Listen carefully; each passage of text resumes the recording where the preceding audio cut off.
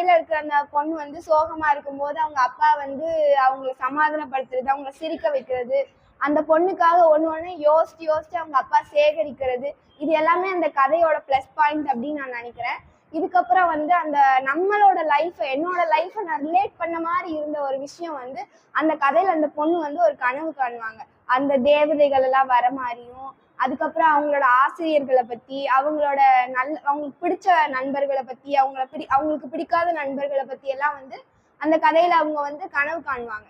So அதெல்லாம் பார்க்கும்போது நம்மளும் இப்படிதானே கனவு காண்டிருப்போம் அப்படின்னு நம்மள வந்து இந்த மாதிரிதான் இந்த பொண்ணு, இதுக்கப்புறம் இந்த கதையில என்ன நடக்கும் அப்படிங்கிற மாதிரி நம்மள படிக்கணும் அப்படிங்கிற ஆர்வத்தை வந்து இந்த கதை உண்டு பண்ணி, தன்னுடைய மகள் எழுத்தாளர் இந்துமதியை போல ஒரு எழுத்தாளர் ஆகணும்னு ஆசைப்பட்டு அவங்க இந்துமதினு அவங்க மகளுக்கு பேர் வச்சிருக்காங்க. ஆமா, அவங்களோட மகள் மகாலட்சுமி. இவங்க வந்து இயல்பாவே வாசிப்புல ஆர்வமா இருக்காங்க. நான் சின்ன சின்ன புத்தகங்களை கையில கொண்டு போகும்போது பார்ப்பாங்க, ஆண்டி நான் வாசிப்பேன், எனக்கு வாசிக்கிறது பிடிக்கும் அப்படின்னு. அந்த வாசிப்பை பத்தி அவங்க பேசுறது நல்லா இருக்கும். அவங்க ஆங்கில வழியில படிச்சுட்டு இருக்காங்க. அப்ப நான் இந்த கூத்து குறித்து ஒரு ஒரு குழந்தை பேசினா நல்லா இருக்கும், இந்த வயசுல இருக்கிற குழந்தை பேசினா நல்லா இருக்கும்னு எனக்கு மார்கழி திங்கள் வாசிக்கும் போது தோணுச்சு. மார்கழி திங்களை வாசிக்கும் போது எனக்கு தோணுச்சு, அந்த வயசு குழந்தை வாசித்தா எப்படி இருக்கும் அப்படின்ட்டு. அதனால நான் வந்து மார்கழி திங்களை கொடுக்காம இன்னொரு கதையை அவளுக்கு கொடுத்து, அந்த கதையை நீ வாசித்துட்டு சொல்லுப்பா அப்படின்னு சொன்னேன் நான். அவங்க அம்மா இந்துமதி அந்த கதையை வாசிச்சு அவளுக்கு சொல்லி அவ அதை புரிஞ்சுக்கிட்டு அவ வந்து இங்க பேச வந்திருக்கிறா.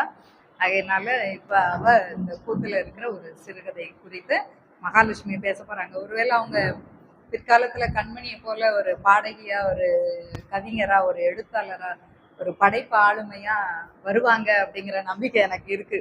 அவங்க பாட்டி கண்ட கனவு, அவங்க அம்மாவை பத்தி கண்ட கனவு வந்து பேத்தி மூலமா நிச்சயமா நிறைவேறும் அப்படின்னு நான் நம்புறேன். ஆமா, இப்ப மகாலட்சுமி பேசுவாங்க. என்ன பத்தி இன்ட்ரோடக்ஷன்? ஒரு செல்ஃப் இன்ட்ரோடக்ஷன். சரியா? ஓகே. வருகை தந்திருக்கும் அனைவருக்கும் என் வணக்கத்தை நான் ஃபர்ஸ்ட் வந்து சொல்றேன். ஸோ ராஜபாளையத்தை சேர்ந்த எழுத்தாளர் கண்மணி ராசா அவங்க வந்து எழுதியிருக்க புக்ல இருந்து ஒரு சின்ன கதை தங்க மகள் அப்படிங்கிற கதையை பத்தி நான் பேச போறேன். இது என்னோட ஃபர்ஸ்ட் டைம் இந்த மாதிரி நான் புக் ரிவ்யூ பண்றது. ஸோ எதுனா நான் மிஸ்டேக் பண்ணா அக்செப்ட் பண்ணிக்கோங்க. இது நான் ஃபர்ஸ்ட் இந்த தங்க மகள் அப்படிங்கிற கதையோட எனக்கு என்ன புரிஞ்சது இதுல இருந்து ஒரு பேசிக்கா அப்படின்னா, ஒரு நடுத்தர குடும்பத்துல வாழ்றவங்க வந்து எவ்வளோ கடினமா உழைக்க வேண்டியது இருக்கு, ஒரு விஷயத்த அவங்க அடையணும் அப்படிங்கிறதுக்காக அவங்க எவ்வளோ கஷ்டப்பட்டு அதுக்காக உழைக்கணும் அப்படிங்கிறத வந்து நம்ம ஆசிரியர் வந்து எனக்கு ரொம்ப புரிஞ்சது. இப்ப நிறைய பேருக்கு வந்து அவங்க என்னென்ன கஷ்டப்படுறாங்க அவங்க அப்பா அம்மா அப்படின்னு என்னோட வயசுல இருக்கவங்களுக்கு புரியாம இருக்கும். ஆனா இந்த புக்கை படிக்கும் போது அதை ஈஸியா புரிஞ்சுக்கிற மாதிரியாக வந்து ஆசிரியர் எழுதியிருந்தது எனக்கு ரொம்ப பிடிச்சிருந்தது. இந்த கதையில இந்த பேசிக் கான்செப்டை தவிர்த்து மித்த விஷயங்களும் எனக்கு ரொம்ப பிடிச்சிருந்தது. அதுல வந்து எனக்கு ஃபர்ஸ்ட் நான் சொல்லணும் அப்படின்னு நினைக்கிறது வந்து, ஒரு அப்பாவுக்கும் ஒரு மகளுக்கும் உடைய பாசம், அந்த வந்து பாண்டிங் இருக்குல்ல, அது வந்து எனக்கு ரொம்ப நம்ம ரீட் பண்ணும் போதே நமக்கு புரிஞ்சுக்கிற மாதிரி, இல்லை மித்தவங்க சொல்லும் போது அதை நம்ம இந்த மாதிரி நமக்கு இருந்தா நல்லா இருக்கும் அப்படின்னு ஃபீல் பண்ற மாதிரியா வந்து இந்த கதை இருந்தது. அந்த கதையில இருக்கிற அந்த பொண்ணு வந்து சோகமா இருக்கும்போது அவங்க அப்பா வந்து அவங்களை சமாதானப்படுத்துறது, அவங்களை சிரிக்க வைக்கிறது, அந்த பொண்ணுக்காக ஒண்ணு யோசிச்சு யோசிச்சு அவங்க அப்பா சேகரிக்கிறது, இது எல்லாமே அந்த கதையோட பிளஸ் பாயிண்ட் அப்படின்னு நான் நினைக்கிறேன். இதுக்கப்புறம் வந்து அந்த நம்மளோட லைஃப், என்னோட லைஃப்பை நான் ரிலேட் பண்ண மாதிரி இருந்த ஒரு விஷயம் வந்து அந்த கதையில அந்த பொண்ணு வந்து ஒரு கனவு காணுவாங்க. அந்த தேவதைகள் எல்லாம் வர மாதிரியும், அதுக்கப்புறம் அவங்களோட ஆசிரியர்களை பத்தி, அவங்களுக்கு பிடிச்ச நண்பர்களை பத்தி, அவங்களுக்கு பிடிக்காத நண்பர்களை பத்தி எல்லாம் வந்து அந்த கதையில அவங்க வந்து கனவு காணுவாங்க. ஸோ அதெல்லாம் பார்க்கும்போது நம்மளும் இப்படிதானே கனவு காண்டிருப்போம் அப்படின்னு நம்மள வந்து இந்த மாதிரிதான் இந்த பொண்ணு, இதுக்கப்புறம் இந்த கதையில என்ன நடக்கும் அப்படிங்கிற மாதிரி நம்மள படிக்கணும் அப்படிங்கிற ஆர்வத்தை வந்து இந்த கதை உண்டு பண்ணிச்சு. ஸோ இதெல்லாத்தையும் கூட நம்ம இந்த கதையில இருந்து தெரிஞ்சுக்க வேண்டிய விஷயம் அப்படின்னு நம்ம பார்த்தோம்னா, நமக்கு வந்து எல்லாருக்குமே அப்பா அம்மா அப்படின்னு இருப்பாங்க. நம்ம என்னெல்லாம் கேட்கிறோமோ அதை நம்ம வாங்கி கொடுத்து நம்ம சந்தோஷமா பார்த்துக்கிறதுக்காக தான் பொதுவா அப்பா அம்மா இருப்பாங்க. நம்ம சில விஷயம் நம்ம கேட்டு வாங்கி தரல, எடுத்த உடனே நமக்கு கோவம் வரும். அந்த மாதிரி பிள்ளைங்களாம் இந்த புக்கை ரீட் பண்ணும்போது அவங்களுக்கு தெரியும் நம்ம அப்பா அம்மா எவ்வளவு கஷ்டப்படுறாங்க, ஒரு விஷயம் வாங்கணும் அப்படின்னா நமக்கு எவ்வளோ ஹார்ட் ஒர்க் பண்ண வேண்டியது இருக்கு அப்படிங்கறத வந்து இந்த புக்ல வந்து நம்ம ஈஸியா நம்மளால புரிஞ்சுக்க முடியிற மாதிரி இருக்கும். அதே மாதிரி இந்த புக்கு வந்து படிச்சோம்னா வேற எதுவும் வந்து நம்ம இதுக்கு தனியா படிக்கணும், இந்த சுச்சுவேஷன்லாம் அண்டர்ஸ்டாண்ட் பண்றணும் அப்படிங்கிறதுக்காக நமக்கு எஃபர்ட் போட வேண்டிய அவசியமே இல்லை.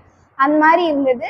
இந்த புக்கை படிச்சுக்கிட்டதுனால நான் ஈஸியா என்ன கத்துக்கிட்டேன் அப்படின்னா, நமக்கு ஒரு விஷயத்துல நம்ம வெற்றி பெறணும், இல்லைன்னா நமக்கு ஒரு விஷயம் நமக்கு வேணும் அப்படின்னு நம்ம நினைச்சோம் அப்படின்னா நம்ம ஃபாலோ பண்ண வேண்டியது ரெண்டே 2 விஷயம் தான். ஒண்ணு வந்து அந்த விஷயத்துக்காக நம்ம எவ்வளவு கடினமா உழைக்கிறோம் அப்படின்னு ஒண்ணு இருக்கு. இன்னொன்னு அந்த விஷயத்துக்காக நம்ம எவ்வளவு பொறுமையா இருக்கோம், நம்ம எவ்வளவுதான் கடினமா உழைச்சாலும் கொஞ்ச நாள் உழைச்சா அதுக்கு வந்து பலன் கண்டிப்பா இருக்காது.